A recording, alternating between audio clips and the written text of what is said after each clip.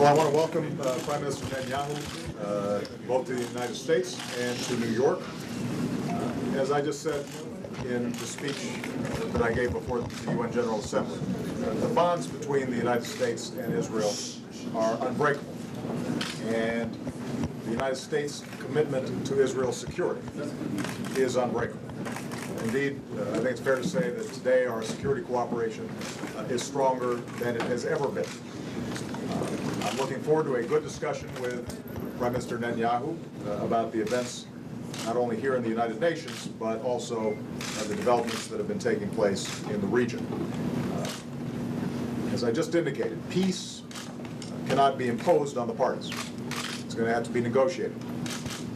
One side's actions in the United Nations will achieve neither statehood nor self-determination for the Palestinians, but Israelis and Palestinians sitting down together and working through these very difficult issues that have kept the parties apart for decades now, that is what can achieve what is, I know, the ultimate goal of all of us, which is two states side by side living in peace and security.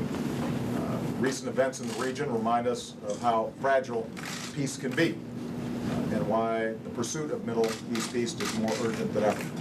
But as we pursue that peace, I know that the Prime Minister recognizes that America's commitment to Israel will never waver, and that our pursuit of a just and lasting peace is one that is not only compatible, but we think puts Israel's security at the forefront.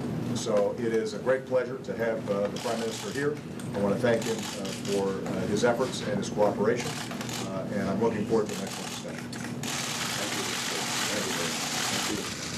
Well, I want to thank you, Mr. President, for standing with Israel and supporting peace through direct negotiations.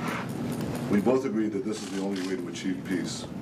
We both agree that Palestinians and Israelis should sit down together and negotiate an agreement of the mutual recognition and security.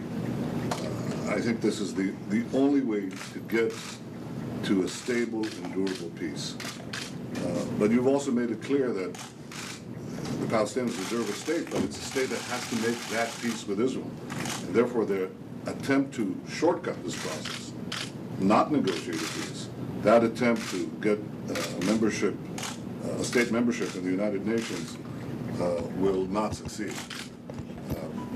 I think the Palestinians want to achieve a state with the international community, but they're not prepared yet to give peace to Israel in return. And my hope is that there will be other leaders in the world, responsible leaders, who will heed your call, Mr. President, and oppose this effort to shortcut peace negotiations, in fact, to avoid them.